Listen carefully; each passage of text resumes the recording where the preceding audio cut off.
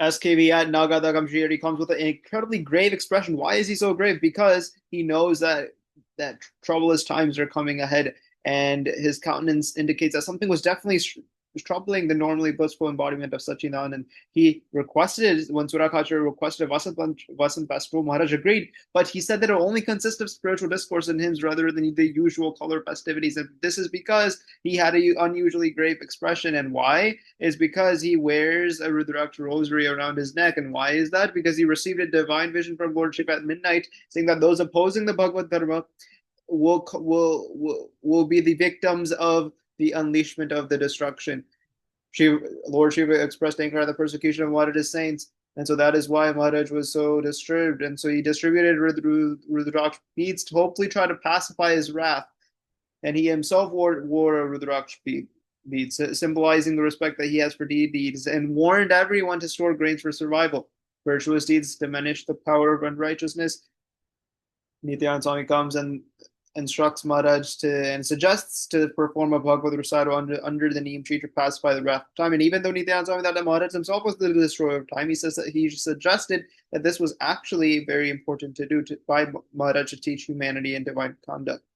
So then we have this 1 week long Bhagavad recital under neem tree. Nityanand Swami does this scholarly recitation, and even though the assembly can't really capture the complex scriptures, it still became a divine witness to the divine revelations that Nityanand Swami was able to relay. And even lifeless objects began to awaken consciousness. Then the man was seen beneath the neem tree when Sarvabhauma Swami arrives and endured great hardship from the village. And so when Maharaj asked about the people from the village, Sarvabhauma Swami says that the man was seen only beneath the lemon tree. And so when people questioned this paradoxical statement, Maharaj explained the spiritual status of Sarvabhauma, that he's so great that even merely holding his darshan can grant welfare to people. So that is what was meant by the man was seen only under the neem tree, the warning of time. After this entire 1 week long Bhagavad discourse ended, Maharaj then issued urgent warnings about the terrible times. Sell everything, buy grain for survival, sell millet, buy grain for survival. These times are coming ahead, troubling times are coming ahead. And so he instructed all these different senior saints to go to all these different villages, feed as many Brahmins as they can, and sons, and bid them farewell, and make sure that you let everyone know that troubling times are ahead to store grain and sell millet and camel. Secret of worship, Maharaj emerges from the obscurity, and then he talks about the secret of worship. So even in SKV, he talks about the S, the secret of worship. He says that his form has his abode has two forms: Sagun, which is with attributes, infinite number of divine attributes, and Nirgun, without any negative characteristics. And so he explains how he unites, he remains united, but he is independent of action. And so it is so profound that some saints even fell asleep, but some became absorbed in morning rituals, leaving only 5 to 6 to 7 to hear the complete revelation of the mystery of his form, how he has both Sagun form and Nirgun form, with positive attributes and without any negative flaws. Then he in Sri Hari announces the Hori festival, Ratu Dalal Sad's invitations for in a way, and then people come with consults and processions. Maharaj then takes a seat at a north facing pedestal. Saints perform kirtans associated with his divine form. And there's a divine incident. Festive atmosphere is created, and during the Hori festival, Maharaj mounts his mare circles around the bonfire 5 times, and devotees watch this divine fair, offer milk and coconuts. And when the Katis say that this is time for war, when they unleash the sound of war drums, Maharaj says and arranges a mock battle where his own attendants, Choban Bhaguji, try to guard the village gate while the Katis try to breach them. But through Maharaj's divine powers, the Katis were repelled by Maharaj's divinely empowered guards, and showing that divine power alone conquers external foes, no matter how strong they may be. When the female devotees also wanted to participate in the color festivities, argued that hey, there's no gender distinction in Akshardham. Maharaj says that is true. While that is true, the boundaries must still be kept, because this is still an earthly festivity. Yes, it is still an Akshardham-like condition, but it is still bodily consciousness can still arise in this earthly world, in the state that we are in, despite the elevated spiritual state. And so to remain within these boundaries, he said he refused the female devotees to take part in the color festivities. Then in near Kedardatri, Maharaj encounters Gunadhyan Swami, Nishkuranand Swami. They brought flower ornaments made from cool flowers, and Maharaj adorns himself with the floor Angarka turban and other offerings. And it's such a divine form that his gaze meets Gunadhyan Swami in his eyes. It creates a divine spiritual connection. And Gunadhyan Swami drinks deeply from the nectar of divine darshan. Then the Sadguru plays the divine Sadguru Kilam, we know that bestows boon upon the female devotees under the full moon, radiant glow and reclining under a cloud mind of obscure devotion mystery explains the importance of Prahlad and Horika attempting to kill him, only remain on hell. Then we have feast by Bhaijan. So Bhaijan Shin is in SKV. Wanted to worship Maharaj, so then he arrived from Surat to worship Maharaj, mixed with saffron perfumes to adorn his body, heavy garments, necklace, diamond rings. Devotees love became a pyramid, and then they also prepared for a feast as well, and so served the saints and devotees. This filled Bhaijan Shah's heart with incredible joy. So Priyanand, so he also performed Kirtan Bhakti before Maharaj. It was so profound, he would also rise at midnight to listen silently for many hours. Give me a half amount of gold. So Mahan Bhuvan Surat cuisine is in Rasovai, but half amount of gold is when Mahan Bhuvan tries to massage it to 2 pennies, failed spiritual endeavors, rebukes taste sweet, Vajipur comes, touching feet, fig tree, failure to cause steadfast devotion, rebukes taste sweet, adorning a saint with is not deemed appropriate. We're not inviting Maharaj to the grand fair, but said no, let Mukta Swami hesitated and it's not appropriate, but then he still let him go because so true form liberated Akshardham, but people would see Mukta MS as liberated rather than being really a saint. Then we have in Gadpur, we have Hari Jayanti and Maharaj's command. So devotees overjoyed at Maharaj's presence, but there was visible melancholy on his face because he knew that troubling times was going to come. Troubling times were ahead. And so Maharaj instructed Lada Tirkar to invite all the saints for the approaching Hari Jayanti. He said that this celebration must be conducted with the utmost simplicity, with zero unnecessary expenses, because he knew that this is troubling times. They had warned people about severe famine and instructing them to sell jewelry, assets, stockpile grains, store grains away. So Jason Wave also expressed a predicament that he appears wealthy, but he actually has no money at home. So Maharaj then inquired about his current grain stores. He had 11 mounds of millet. He said to seal the top of the bin, draw millet from the bottom of the scoop. This will sustain it through the year of troubling times. So he went on his force and he told all of his beloved devotees as he went through the villages of Surat of the coming grain shortages and starvation and famine. Kakabai and Pujabai for Mehta initially wavered because Moji Sheth said that the Maharaj's warnings, they're nothing, they're ordinary talk. But then Kakabai had a terrifying dream of people eating plant scum and tree bark and convinced them to finally actually obey Maharaj's instruction about this upcoming famine. When Muktanand Swami goes to the village that the Swami had to come from, Maharaj and the devotees there worship Muktanand Swami with the same lavish attire and ornaments that they would actually initially offer Maharaj. And so some onlookers say that this is inappropriate for such a sadhu, but he said they fail to understand the deeper significance of Maharaj's instruction, that the true liberated nature of these genuine states will forever follow the command of Sriji Maharaj. Right? Sojourn in Surat, Maharaj then departs for Surat. Urgent warnings, for famine is approaching. There will be drought, there will be chaos, there will be starvation. So store food, store grains, sell livestock, sell all the valuables to stockpile grains, right? Sell cattle, everything you need to do in order to make sure that you have enough food and grains for the severe drought that was upcoming. And so he said that time has grown, Rudra's fury shall unleash starvation, extreme conditions, that people will abandon Dharma just for food. And so he travels alone, singular focus.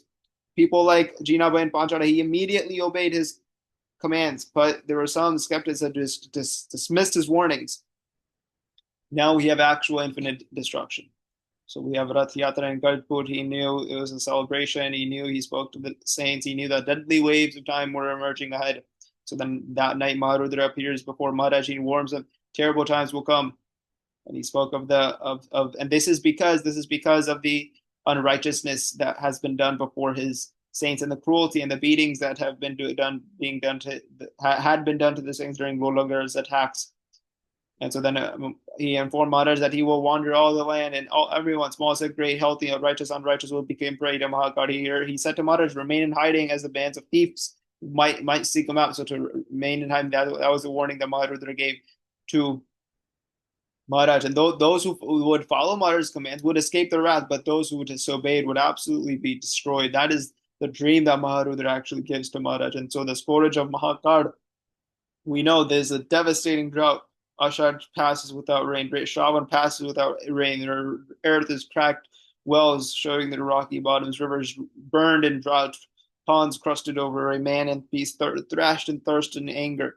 Maharaj then remains incognito. So in the scourge of Mahakad, right, in the midst of this famine, Maharaj still remains incognito. The other Kachra's court, he's disguised as an ass with long hairs and untrimmed nails. He is upset, he is sad, and he oversees grain distribution. And then when he goes to Jiva he sees a family that is struggling with this drought and damage. And so when Jiva complains about the calamities and the troubling times, he says that whatever fraud and hypocrisy rule, the rain will not come there. And so then Maharaj rode his mare across Ruda Singh's fields and said that Lord will provide for all. And so it only fell in Ruda Singh's fields. And so that when a neighbor and a devotee questioned the apparent justice, why only this field? He said that he would drown the entire universe for a sparrow's sake. Then in Nagadaka, Maharaj travels to Nagadaka. He meets Surakatra there. Surakatra explains the dire situation. No rain, doesn't know anything about the saints' whereabouts. So he said that the unrighteousness, Maharaj says that the devout will be spared, but unrighteousness, they will suffer. And so he says the harsher times will come. Rain will be so scarce, banished from sight. Surakatra says that, hey, these saints should also serve. But Maharaj questioned that how are you going to be able to sustain them? So Surakatra then said that I will be able to requested the saints to serve them. And so Maharaj says, okay, if a saint does come his way, then he will send him over. Hamir Kachra, then Maharaj arrives to the court of Hamir Kachra. Hamir Kachra restless, where is Maharaj? We don't know where he is. And so when Maharaj came in the disguise of a yellow Kachi calf, an unbound hair, Hamir Kachra mistook him for a supplicant, and he directed, here is the alms gate. And so, but through a parable about Karna, Maharaj revealed his identity, that he is Maharaj. This caused Hamir Kachra to collapse at his feet. And so this demonstrated how even devoted followers did not recognize his beloved form when he appeared in humble disguise. Then Maharaj then travels with Hamir Kachra. He says, Hamir Kachra, prepare a horse, and then only accompany to the outskirts, and then he rests at the Nilkant Mahadev Mandir temple. And he instructs Hamir Kachra to inform Abel Babu secretly. And then Maharaj, in Abel Babu's the court, he chooses a humble rear room in Vasudev Narayan corners. There is a midnight feast at Abel Katra's court. So there's a community kitchen that runs at Jiva Katra's place. Dada Katra is responsible for filling the granaries and dry rations for the distribution. Right, there's these sadhus that stay with their disciples, and they go to beg for alms and distribute leftovers, and they eat Maharaj. But then notice that wealthy people just hesitated to accept charity due to shame. So then at nighttime, he created a kitchen specifically for these people at Abel Katra's place. And now, plight of the poor at Bhimnath, we already know about this. And the time for Jiva Katra to poison himself, we already know about this. Harakshya, a messenger, comes, and he says that there are 2,000 rounds of pigeon peas stored at his house. Right? A messenger from Harakshya. But Lala Thakur suggests, okay, we should use this. And Maharaj says that the grain, that wasn't ours. This Harakshya grain, pigeon peas, is actually not ours, but actually belongs to Harakshya. And so he says that his wife had pounded jewelry to provide hospitality. When Maharaj had asked for 500 rupees, they pledged more jewelry without any hesitation. So Maharaj asked for 500 jewelries. His wife gave 500 rupees. His wife gave more jewelry with zero hesitation. So the Maharaj used the jewelry to then purchase grain for Hariksha's benefit. And so then that grain is actually not ours, it is Hariksha's. Then he instructed Hariksha and his wife to consume the grain to survive the troubling times ahead. Maharaj at Jiva Katra's court. So Maharaj stays in his court in seclusion. He feels very ill. And so he's very worried about Maharaj if he maintains this secrecy. So when Maharaj declares that he's leaving, Jiva Katra helps him to rise and led him to a dirty spot in the kitchen, asking him to sit there. Maharaj refused recognizing Jiva Kaja's jealousy towards Ewal Batu and his greed to take his estates. And so that is why he leaves Jiva Kajar. So Jiva Kajar pleads Maharaj to stay there, and he becomes ill, and he prays, but Jiva Kajar helps him rise and leads him to a dirty spot. And because of his jealousy towards Ewal Batu, he does not stay in his court. And we know the entire incident of Alea Kajar. He found himself being equal to Srihari. He showed only superficial joy. Muktan Swami reprimanded him privately. Equal status was not honored as one of the top devotees. Right, Lala Kajar. Then we have another Kajar. Then Alaya was about to pull his sword, but then Maharaj, only when Maharaj says that Alaya is like Alaya, and he knew that Muktan Swami knew that his pride had limited his spiritual growth, and that at Basta Kajar's place. Right? Not Jiva Kachar, no. At Basta Kachar's place, Maharaj was in meditation, and he saw Gunathan Swami. He Swami brought gifts, including pickles, Sita Gita, mat, and he hugged him 22 times on behalf of each devotee. But when Shantanan Swami requested blessing, he said no, because he came here without any permission, objections. And then he clutched Maharaj's feet and he instructed him to go back to Surat with a message only for Muktan and Swami about going to Kerala. Then we have Yoga Shema Vahamyam. We have Maharaj going to Dev Shankar and Krishnaji's place. The two Brahmins frowned and they wept. Why is he coming alone during such troubling times? Maharaj said that he wanders only to protect for his devotees. And so his compassionate response reminded him of Krishna's promise that Yoga Shema Vahamyam, that the Lord himself bears the burden of his devotees. And so next morning, Dev Shankar and Krishnaji left to beg for alms at Maharaj's instruction. They told Dev Shankar not to give Maharaj stale bread, but to wait for food. So Maharaj requested for food, claiming hunger. One said there was nothing at home, and then divine knowledge, bread hidden in the storage rack and chili. Then she had to give Maharaj the old bread, claiming that Maharaj knew everything, would have climbed the rack himself. In Pujabai court, learns about the situation with Kakabai and Pujabai. They reported that their granaries were empty, everyone was starving, but as nobles, they wouldn't beg. They even expressed regret that they trusted Megaji instead of heeding his earlier advice. And so he says that if he would come if they provide a secluded place. And so they stayed there. He blessed Kakabai Pujabai. And then Nanda comes and says that everyone is restless without eating good food. And then also tells Kakabai Pujabai to go to Jaipur to meet Raman Swami for millet. Also, blessed Jiva had a dream of Lakshmi Ji, and she said that the famine will pass now. Unmatched Pujabai Kakabai reached Jaipur Ramdas Swami and calls upon the devotees to each contribute one pound of grain for these feudal lords sent by Maharaj. Severe family, not even gold could buy grain, but the devotees generally provide 2 cartloads of grain without accepting any payment. And so saying that they couldn't take money from these people that were sent by Maharaj's order. Then Maharaj goes to Panchara. He talks to Jinabai of Panchara and his mother Gangama and his sister, and they're overjoyed. And he says that this salt mine is helping people sustain and escape the famine's worst effects.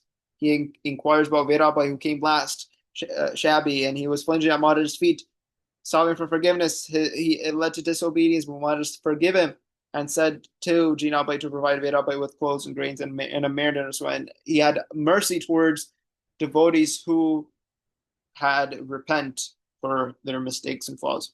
Then Maharaj goes to Vashram Suta's farm during this afternoon. He asks for water, but Vashram doesn't recognize him, and so he tells him away. He only has enough water for himself. Maharaj laughs, goes to Vashram home in the evening. When he comes back, Maharaj, he's filled with remorse, saying that he refused to water himself. He laughs that he's disguised himself. Then Sri Hari goes to Gadara. Devotees of Gadara, when Maharaj comes back after his departure, they fear that they unknowingly have offended him, but his return, brings their hearts with joy. And then Maharaj embraces these devotees. Then love nourishes. When Uttama asks where Maharaj is gone, Maharaj says that he can't go anywhere without his devotees, and he constantly had been hearing his calls about Dalakaja, about Dalubajuba, and the entire court of Gadara was etched in his heart. And so Gadara moved by these words for Parabrahm, because even a darshan, a second darshan is actually rare to actually attain. And so the Lord Bhaji says that his love, his own love, right, his own love has awakened love in their hearts. And so Maharaj says that love nourishes love. And so what is this concept here? It says Lord Bhaji first recognizes that Sri Hari's love. And that love, right, that fosters the devotees' love. And then Maharaj is recognizing that concept that occurred. Heads bow before you. This is when Maharaj calls for Babu Abul Qadir to celebrate the festival of Holi. And they talk to these saints and devotees to emerge from hiding and to celebrate the festival of Holi. Maharaj dismounts from his mare, does Danvats before his saints and sadhus, and they run forward and fall at his feet, and they say that Maharaj praises their devotion because they went through insults, beating, such harsh conditions, no food, no grain, and they were able to still remain firm in their beliefs and in their endeavors. They had such an unmatched standard of saintliness and elevated the idea of saintliness. Bring my sitar if anyone looks. So Brahma Swami asked for his sitar to perform devotional songs. But he realized that these saints were lack proper nutrition because their strict vows for avoiding the six senses. And so another Swami says that his saints of his son could see clearly even at night because they were regularly served pumpkin dishes. And so Maharaj's eyes moistened, and he saw the saints' devotion, physical suffering, and he commanded them to abandon their stern vows and accept offering. And he arranged for their proper nourishment and care. Body and cosmos are one, so Maharaj's maternal aunt Rhea questioned his attire, and he says that he should wear normal regal attire and eat meals to comfort people with food and clothing. And he says that his cosmic connection, his body and the cosmos are linked. If he remains indifferent, if he does not care, universe would also not care. And so if he dressed like a saint, people would also lack clothes. So he acknowledged that circumstances now needed to change after inviting faith through restrictions. And so Raya's wish, Maharaj has had his locks shorn. He removed his saintly clothes, and he donned Vaishnava symbols and commanded his saints to do likewise. This was the official mark of the ending of the end of the harsh period and ushering in better times. We have Rangotsav at Dalakadar's court, elaborate festivities, found of festivities, devotional bonds, pleasure, divine playing unto neumes, drums, other instruments. Unknown stay in Gardpur. So after brief visits, Maharaj then instructs the saints to proceed to Gujarat. He goes to Garda.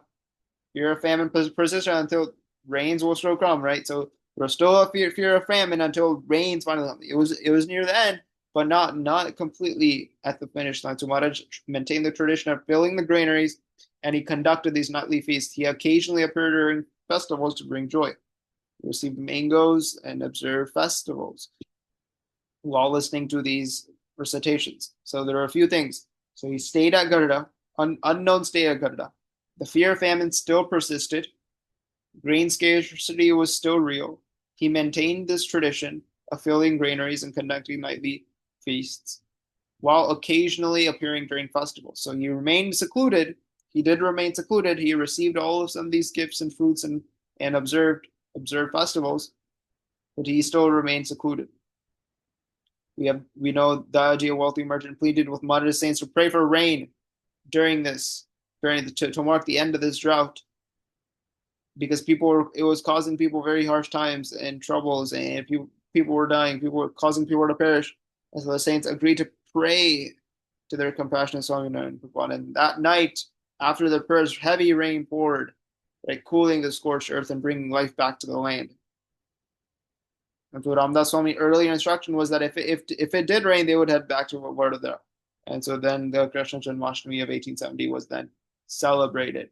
So Dialji, right, a wealthy merchant, pleaded with Maharaj and said to pray for rain.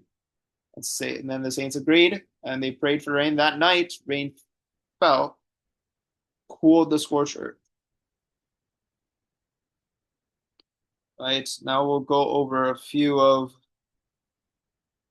So we'll go over SV, a few key details from SV. So 34 virtues are only attained if the Satpurusha is seen as flawless, all-knowing, no distance is kept from him. Human traits to the sadhu Prejudice was the reason that people threw stones on Govardhan Swami's head and burning embers in his jodi. Butterfly cannot know the value of the sun. No modern Purushottam and Sadhu as Akshar in G171. If you don't understand these two things, then your life is like futile. And the Pingal Puram Ekram Brahm is the quotation for that. Siddhanand Swami remarked how difficult it is to destroy the casual body. It is like cutting through a black rock mountain. Even if you do much effort, even if you put much effort, chiseling stone for a while, small progress is made. And after one becomes Brahmarup, after destroying the casual body, what happens? Placed in Maharaj's service in Akshardham. Says this is not difficult at all. Human lifespan 100 years, 100,000 years, deathbed period 1,000 years, terminal illness 100 years. But third gasp for breath, Akshardham. Playthings like dirt houses, mud pot cows, 20 miles. Never turn away austerities, 4 patels, 50 years, 4.5 hours. Look, how do we know that we're looking at you with total concentration, manifested as the sun? Anirdesh Purushottam, Akshardham. 100,000 kilos, 10, 15 days, 5 types of sense pleasures. Only one who truly comes to the sadhu has no deficiency left. So this importance of the sadhu is in cooling the jeev. Horse of Gujarat versus Alaya, Katras Tamat Patang, killing the son of Motera. Archer splitting a single clove. Wind can deflect the arrow. So wind can deflect the arrow of an archer trying to split a single clove. In a whirlpool, no matter how capable a swimmer is, if he is caught in a whirlpool, he would drown.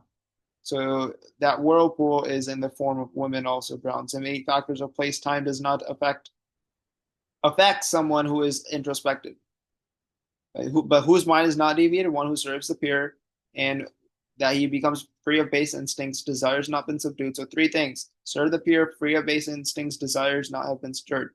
Right. So 3 things here. Then his mind is not deviated.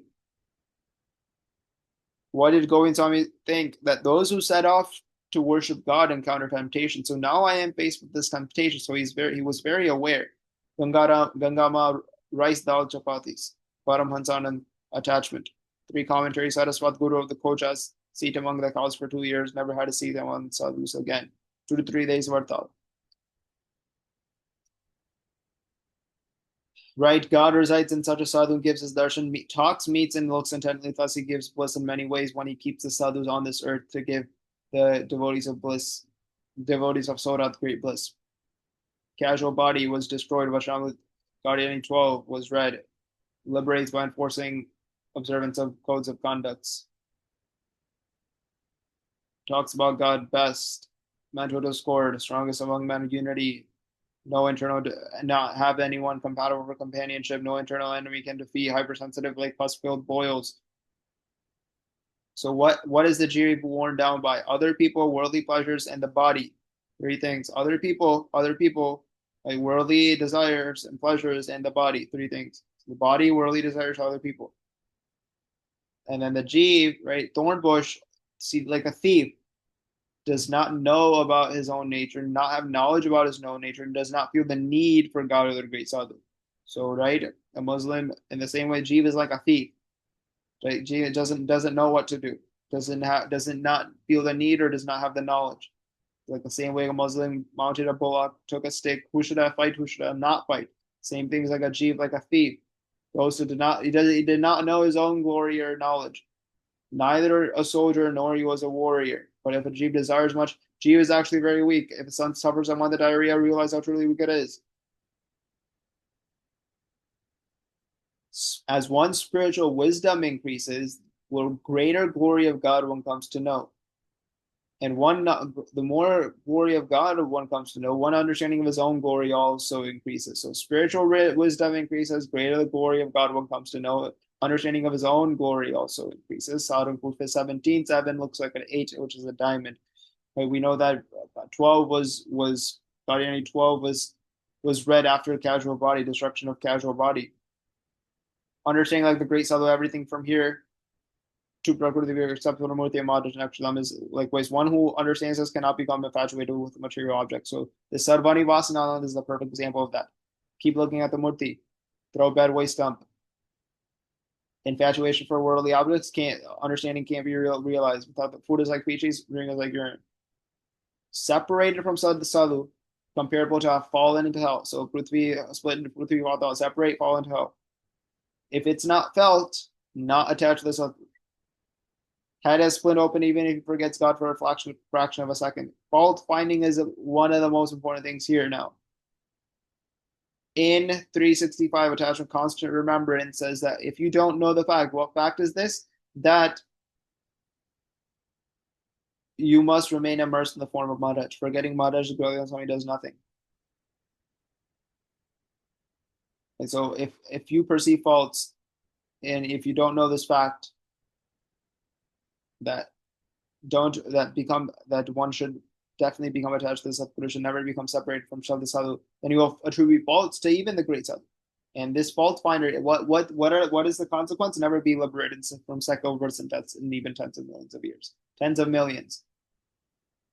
We know Kijjo tree, 12 holy attributes, but does not know manifest form of God. Devotee lowest caste, so 12 holy attributes, lowest caste, superior. Bantali, now all works are being done and it is arranged so you can worship God in comfort. So why are all works being done? So Bantali, going to Bantali, says that all of these works are being done and they're being arranged so you can worship God in comfort. So all works are being done, so everything is being done, circumstances, and now it is being arranged, it is properly organized, so you can worship God. And so that is why difficulties can only are if you create them. So monkey, wooden skin of a monkey, scratch, inflict only if you create them. So Kashiram then says that one who has Maharaj darshan can recall. But what if you don't? So Gurudeva Swami says that Maharaj is not gone anywhere. President gives darshan talks and gives much happiness in this way. But while there's ignorance, not understood. For a child of tens of millions times 267, Kapil Dev liberated only his mother today, even women. Devotees can liberate 1,000 of Jeeves.